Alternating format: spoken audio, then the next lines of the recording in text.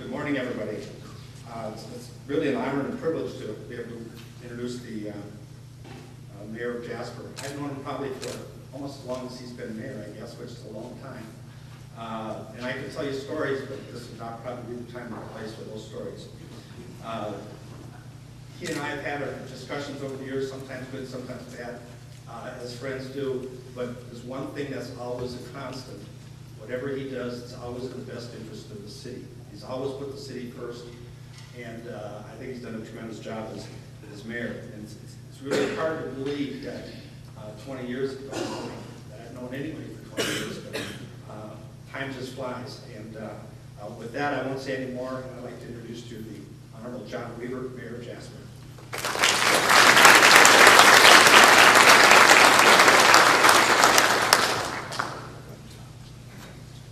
Thank you, Ken. That bio has totally thrown me off. The one I gave last night was a lot better. I'm sorry. And longer. First and foremost, it's a great honor to be here today by myself as the mayor of Jasper. Every opportunity I have had in the past to speak at the chamber, I've had either go before or after a county commissioner. And I came up with this brilliant idea some time back, and I asked that if we could sponsor a breakfast, would I not be able to do it by myself? And so, with the sponsorship today, you have me. And I tell you, look at this group. If one thing stays constant, it is not the Chamber of Commerce. He just mentioned 20 years in office, and I have sat through, wow, Deb, you're about the only face I recognize. You're Mr. Walker's there.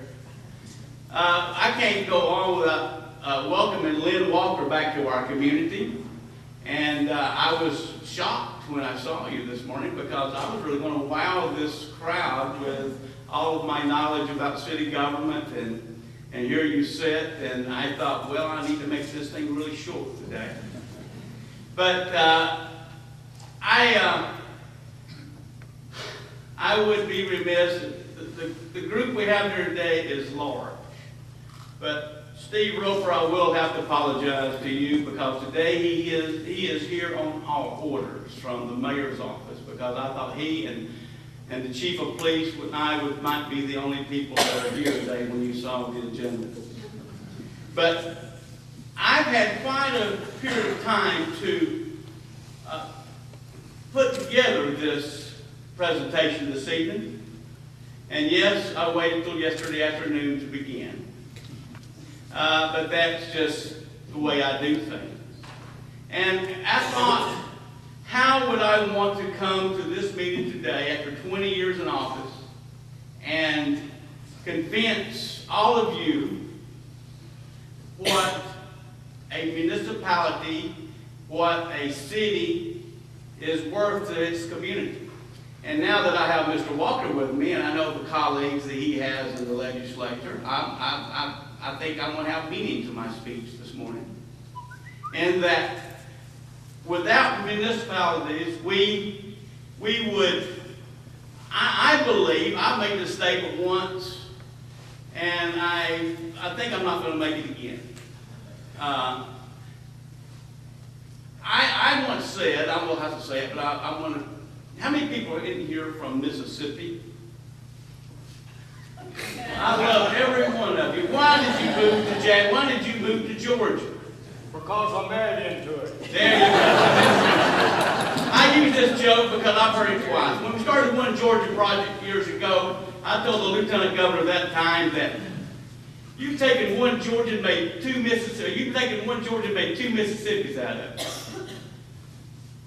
And that went over like a lead balloon then. So I also made the statement that if you do away with city governments, if you weaken city governments, you would also make this state very weak. And there's been a movement throughout the state, throughout the country that cities need to be lessened in their abilities to provide service to its citizens. I need to, first and foremost, qualify. I hate to do this because it's not the way I start a presentation, but how many people live in the city of Jasper? That's nowhere near a majority. Okay. Now, with the city of Jasper, we have opportunities to provide service to everyone. We're not just a community that just for the citizens of Jasper, we provide this across the board. But with that little introduction today, Lynn, you have thrown me off my game today. Sitting in the front row, how about this? I was elected 20 years ago. I was elected, I thought, because of my dynamic personality and my will to ask someone for their vote. The last was the truth. I was willing to ask for a vote. I was willing to ask for a vote by knocking on the door and asking, will you vote for me? And somewhere along that line, people started asking me, what? What is your platform? What are you running for? What are you going to do to improve the city of Jasper, the lives of the citizens? And I said, I'll get back with you on that. Because I was running because I had very limited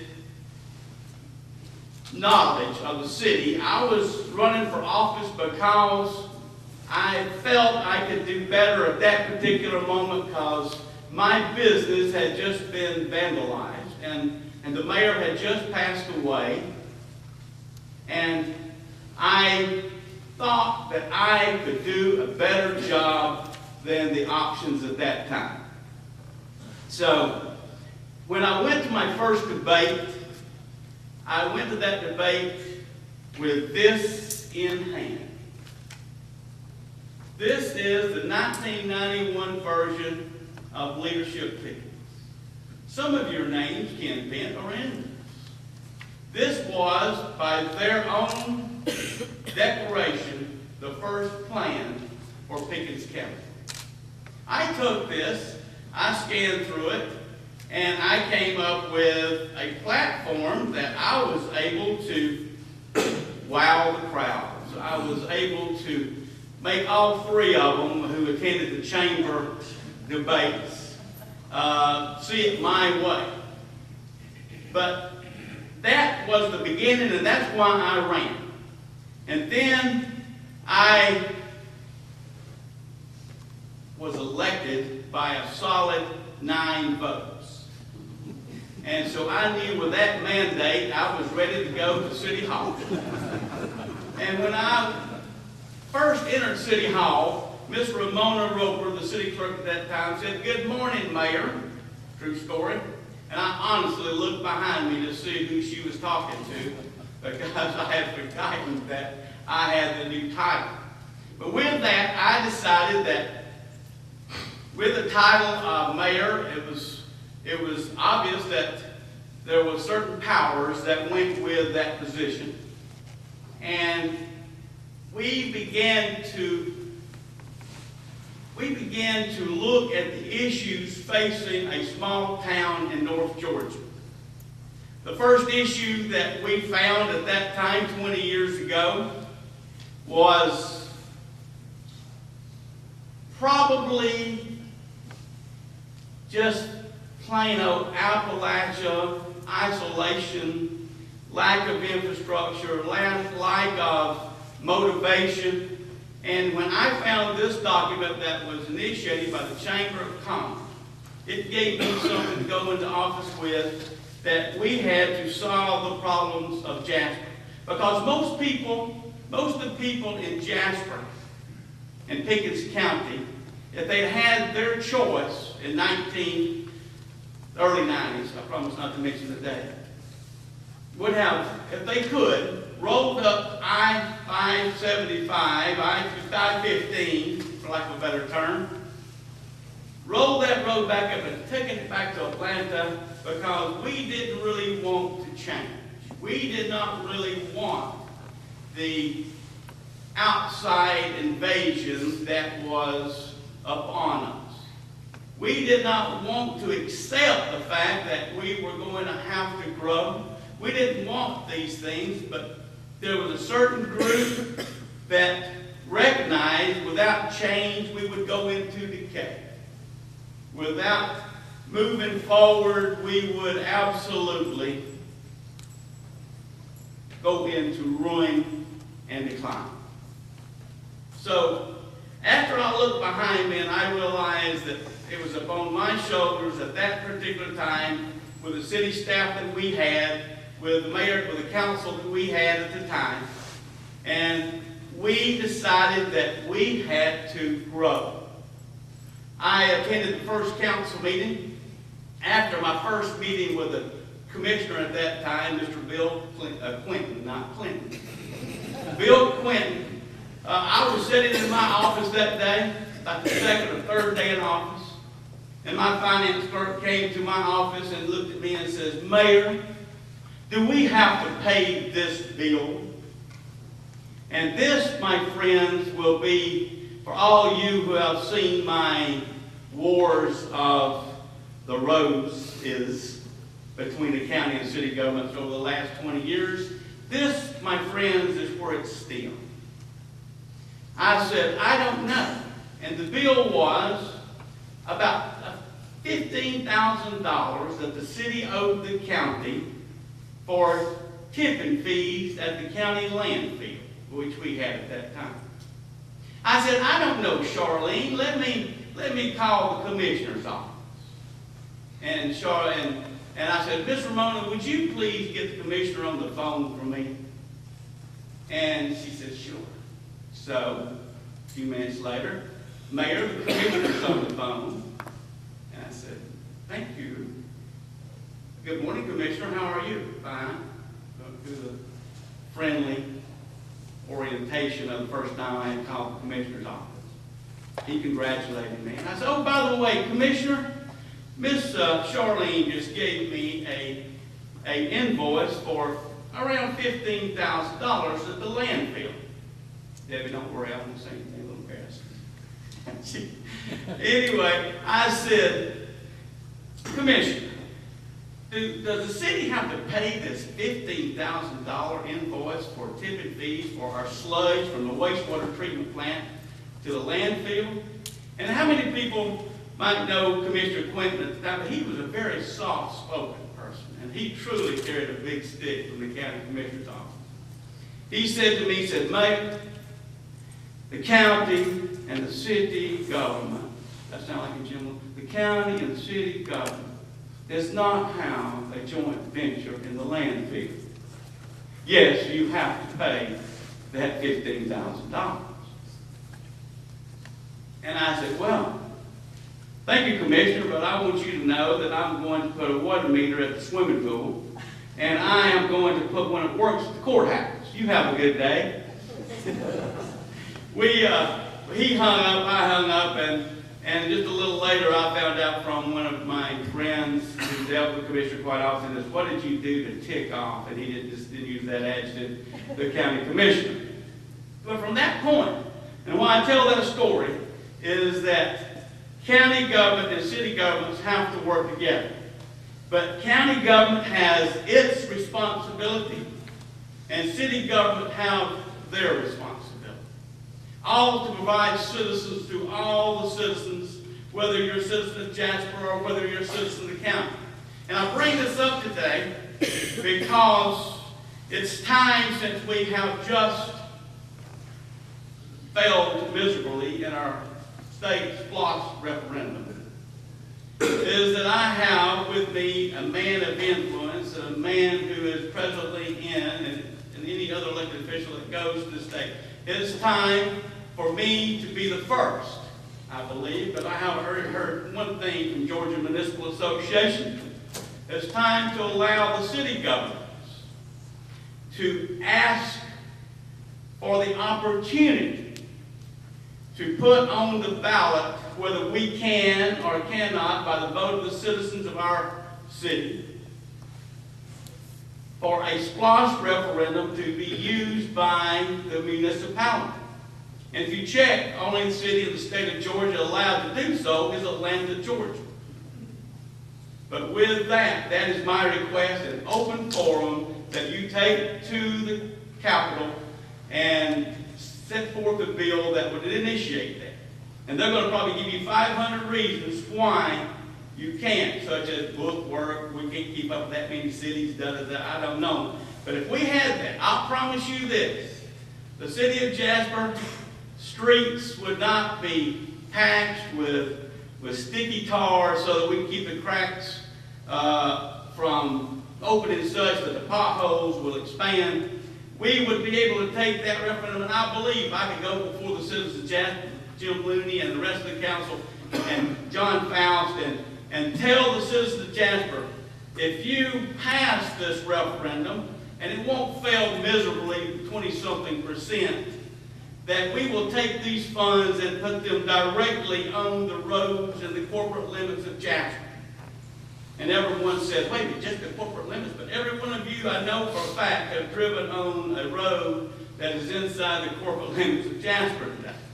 And with the cities in this state continue to fall into decline for lack of funding, because the only other option I have would be to take that and put it on our millage rate and absolutely hit the property owners inside the corporate limits, which we cannot afford. But we also cannot afford to let our roads fall into ruin.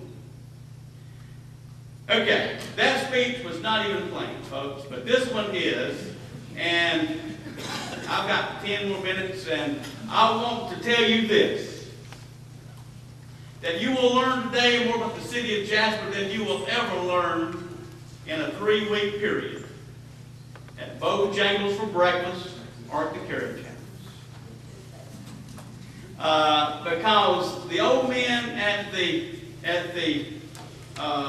Bojangles, they make most of the decisions before 9 o'clock and know everything there is to know about county government and city government, and they will quickly call you shortly after 9:30 to let you know what you did wrong the previous week. But with that, the city of Jasper is sitting on 570, 515, and we're sitting here with the ability to be one of, and if not the greatest city, all above the gnat line. And if you're above the gnat line, that automatically gives you the opportunity to be the greatest city in the state of Georgia. But we have this opportunity. And as I look around this room, I already told you that the faces have changed.